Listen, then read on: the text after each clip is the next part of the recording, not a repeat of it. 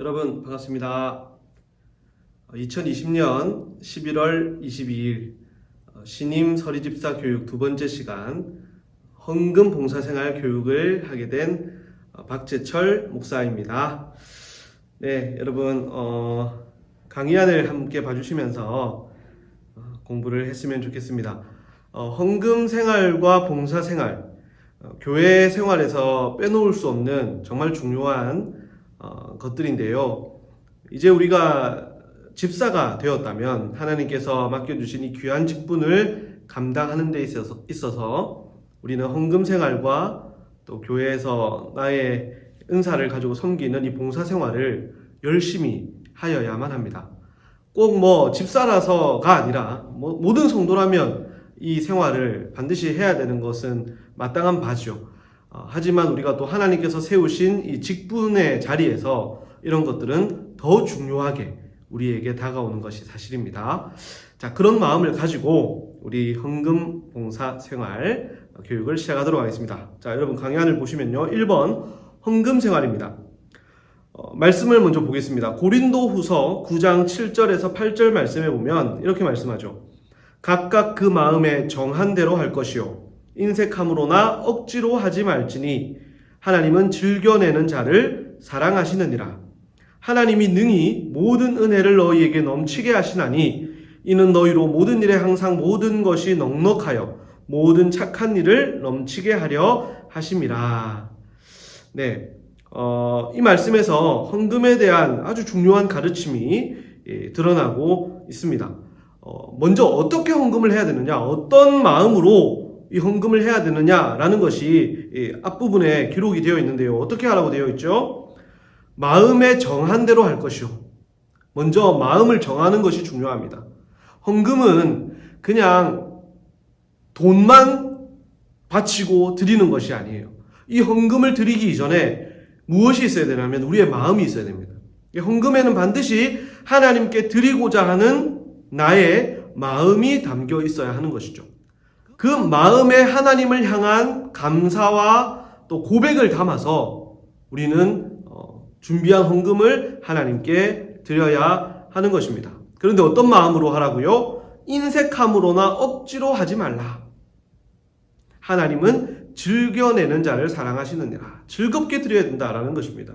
헌금을 할 때 이런 사람들이 있어요. 와, 이 헌금 또 헌금을 할 때가 되었나?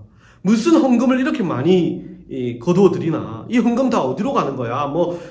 이런 생각들 하는 사람들이 있을 수 있죠. 옛날에는 이런 말도 있었어요. 교회 헌금은 다 담임 목사들이 가져가는 거 아니냐? 이렇게 오해하는 사람들도 있긴 했는데 헌금을 할 때 우리의 마음이 너무 중요합니다. 하나님께 즐겁게 드릴 수 있어야 됩니다. 자, 헌금은요, 여러분, 신앙 고백이에요. 어떤 신앙의 고백이냐면 나에게 주신 모든 것은 하나님의 것입니다. 하나님이 나에게 주신 것이고 그 하나님의 것을 내가 하나님께 드립니다. 나의 삶의 주인은 하나님이십니다. 라는 그런 신앙의 고백이 바로 헌금이에요. 그 신앙의 고백을 담아서 우리는 기쁨으로, 즐거움으로 마땅히 하나님의 것을 하나님께 드릴 수 있어야 하는 것이죠. 자, 그런데 이렇게 하나님의 것을 하나님께 드리는 이 헌금 생활에 하나님께서 복을 주세요. 어떤 복을 주시느냐?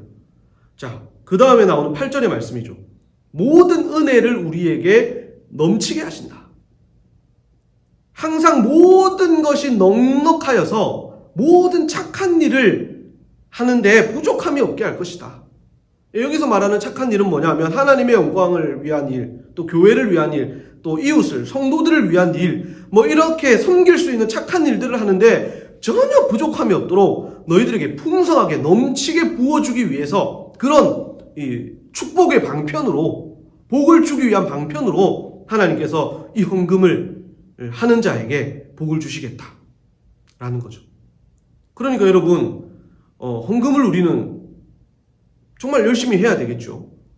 신앙 고백으로서도 해야 되고 또 하나님께서 주시는 이런 은혜를 생각할 때 우리는 기쁨과 감사함으로 기꺼이, 인색함으로는 억지로가 아니라 기꺼이 하나님께 드릴 수 있어야 합니다.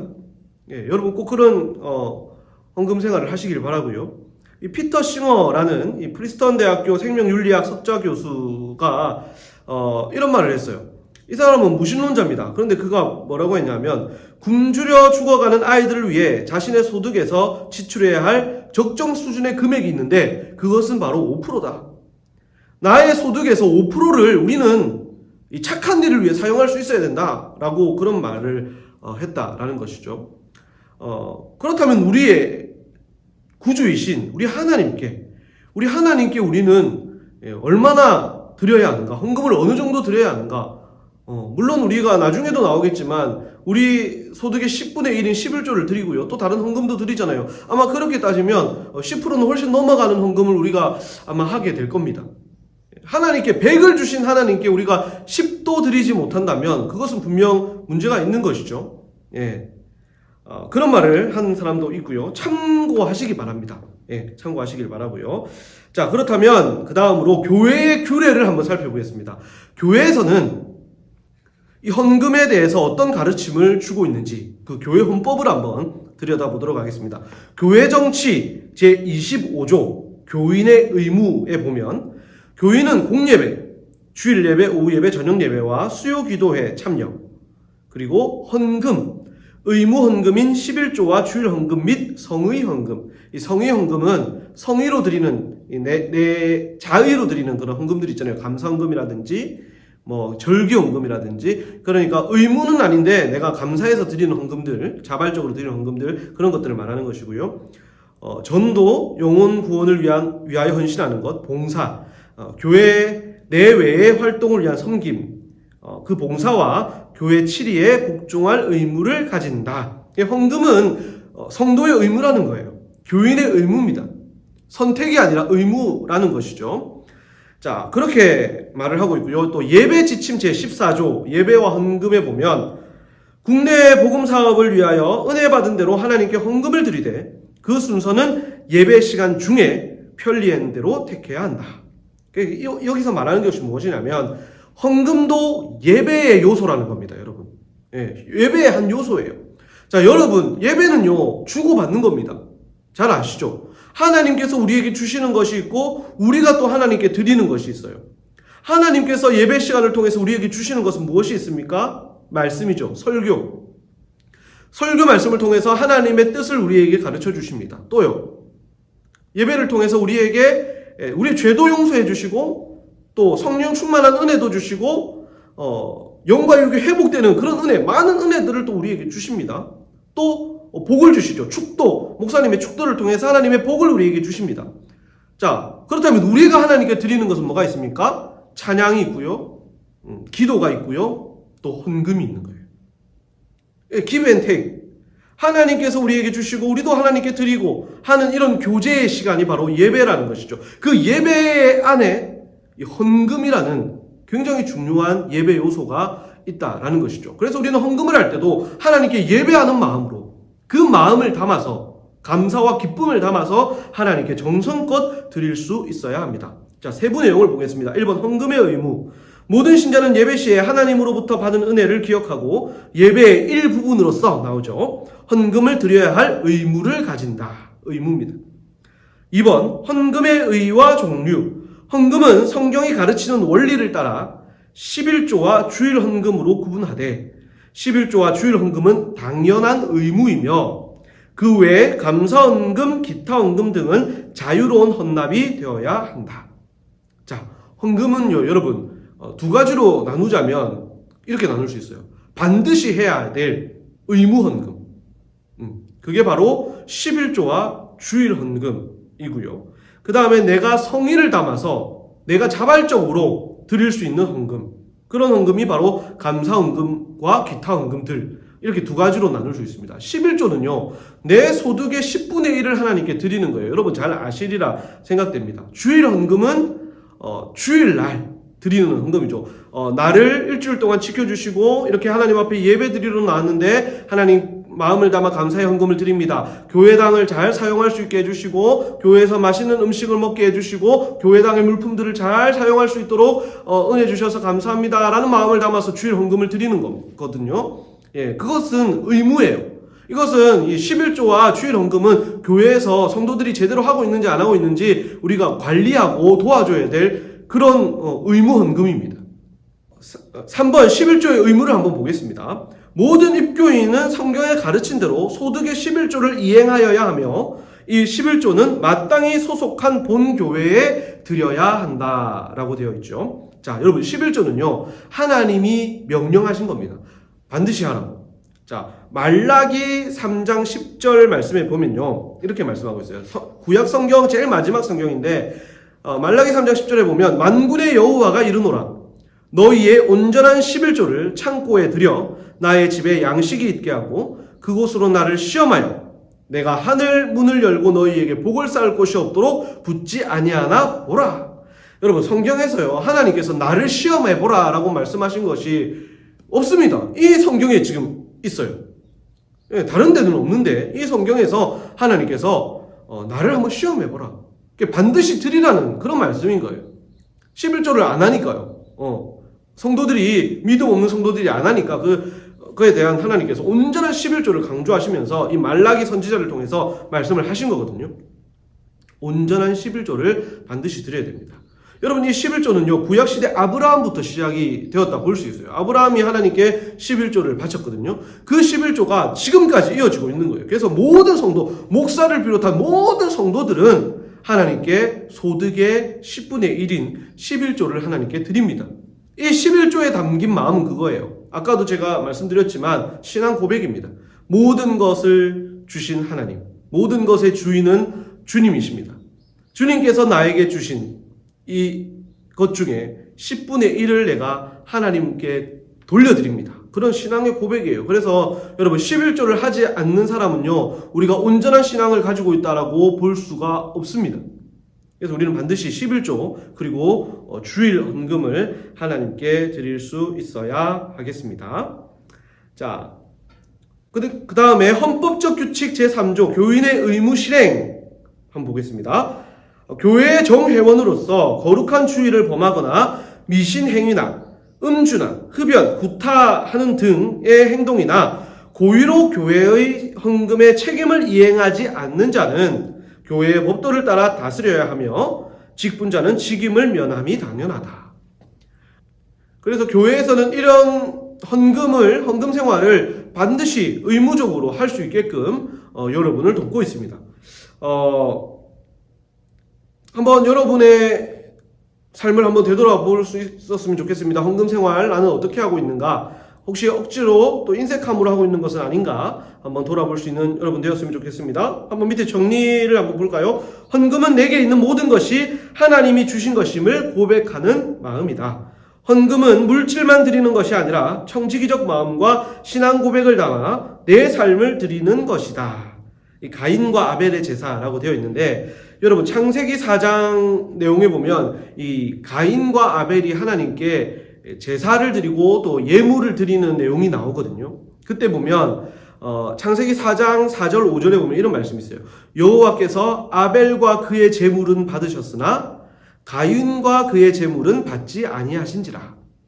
자, 하나님께서 아벨의 제물, 아벨이 드린 하나님께 드린 제사의 예물은 받으셨고 가인의 것은 받지 않으셨어요. 그런데 이 말씀의 중요한 부분이 아벨의 제물을 받으시기 전에 아벨을 먼저 받으셨어요. 이 아벨을 받으셨다는 것은 아벨의 마음을 받으셨다는 거거든요. 가인의 제물을 거절하시기 전에 가인을 거절하셨어요. 그 가인의 마음을 거절하셨다는 겁니다. 헌금은 하나님께 내 마음을 담아 드리는 신앙 고백이에요. 하나님이 뭐 돈이 없습니까? 하나님이 가난해서 먹을 것이 없어서 우리에게 헌금을 받아 가시는 거예요? 그런 거 아닙니다. 우리의 하나님을 향한 우리의 마음을 보시는 겁니다. 헌금을 통해 하나님께서 우리의 마음을 확인하시는 겁니다. 여러분도 이렇게 아벨처럼 하나님께 나의 신앙의 고백을 담아서 마음을 담아서 감사와 기쁨으로 헌금 생활을 하시고 또 그로 인해 하나님께서 부어주시는 풍성한 은혜와 복을 누리며 사시는 여러분 되시기를 바랍니다. 자, 다음으로 봉사생활 보겠습니다. 봉사생활은 짧게 살펴보겠습니다. 고린도전서 12장 4절에서 6절 말씀에 보면 은사는 여러 가지나 성령은 같고 직분은 여러 가지나 주는 같으며 또 사역은 여러 가지나 모든 것을 모든 사람 가운데서 이루시는 하나님은 같으니 라고 말씀을 하시죠. 자, 봉사생활은 곧 하나님께서 나를 통해서 받으시는 또 예배의 한 부분이다 라고 할 수 있습니다. 예배 생활의 한 부분이에요.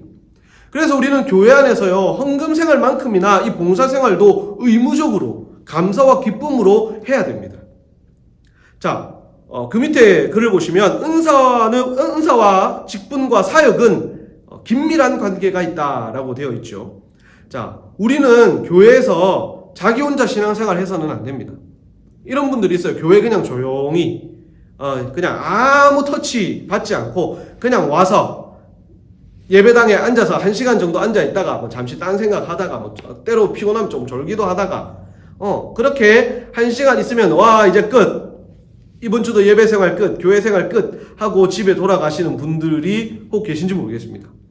그것은 바르지 않습니다. 아까 우리 헌법에도 봤죠. 헌금뿐만 아니라 봉사생활도 교인의 의무입니다.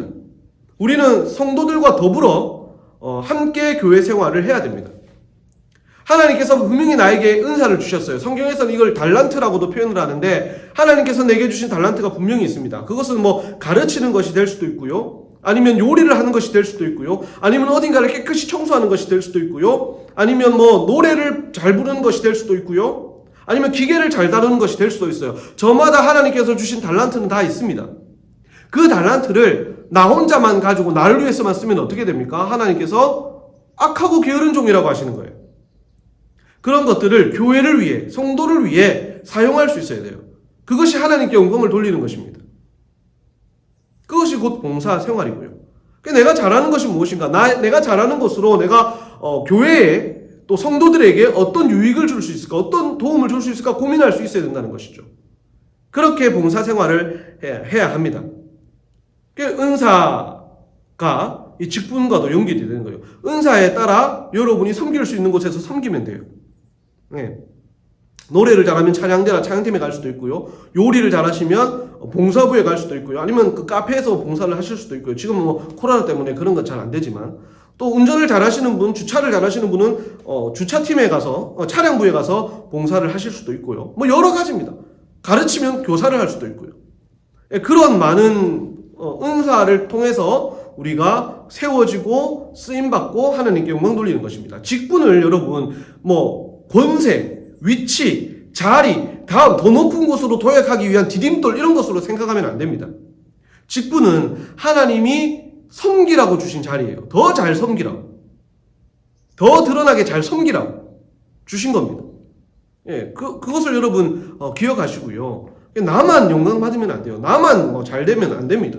나를 통해 교회와 성도들을 세울 수 있는 여러분이 되셔야 됩니다. 교회 봉사는 하나님 사랑과 이웃 사랑의 원리를 철저하게 따르는 봉사여야만 합니다. 사람의 영광을 위한 봉사가 되어서는 안 됩니다. 그러니까 이런 말이에요. 내가 이걸 해서 내가 영광 받으려고 하는 거. 예를 들어서 어떤 봉사를 했어요. 교회에 내가 청소를 열심히 했어요. 근데 아무도 알아주지 않는 거예요. 정말 열심히 청소를 했는데 목사님도 몰라주고 우리 셀 리더도 몰라주고 전도사님도 몰라주고 성도들이 아무도 몰라줍니다. 그럴 수 있잖아요, 여러분. 그러면 어떻게 됩니까? 화가 나고 삐지고 교회 떠납니까? 그렇게 돼서는 안 된다는 것이죠. 그건 내 영광을 위해서, 나를 드러내기 위해서 한 겁니다. 하나님은 아시거든요. 하나님이 아시면 되는 겁니다. 아무도 몰라도 내가 조금 불편함을 감수해서 청소를 해놨더니 우리 교회의 어린아이들이 또 어른들이 깨끗한 장소를 사용하게 되더라. 그것으로 만족할 수 있어야 된다는 것이죠. 그것이 나의 기쁨이 될 수 있어야 된다는 것이에요. 아무도 몰라준다 할지라도.